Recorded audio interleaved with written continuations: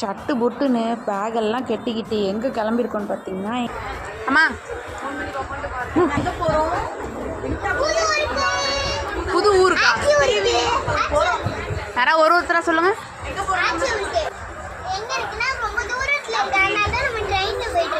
எல்லாம் ஒரு வழியாக செட்டில் ஆகிட்டு சாப்பிட்டுட்டோம். சாப்பிட்டு முடிச்சதுமே செங்கல்பட்டு வந்துச்சு. ஸோ செங்கல்பட்டு வழியாக தாண்டி தான் நம்ம போயிட்டுருக்கோம். நம்ம போகிற ட்ரெயின் பார்த்திங்கன்னா பொதிகை எக்ஸ்பிரஸில் தான் போயிட்டுருக்கோம்.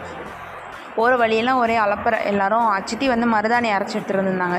அதை எல்லோரும் ஒரு கையில் வச்சு, அது ஒரு புது எக்ஸ்பீரியன்ஸ். அது இது வரைக்கும் அந்த மாதிரிலாம் வச்சது கிடையாது. வச்சே ஒரே ஆட்டம்தான். என்ன அப்படிதான்.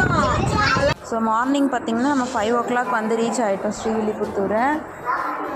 காலையிலே எல்லோரும் ஒரு எனர்ஜி ஆகிட்டாங்க. 5 மணிக்கெல்லாம் வந்து ரொம்ப ரெஃப்ரெஷிங்காக இருந்தாங்க இந்த கிளைமேட்டுக்கு. அதுவும் செம பனி வர.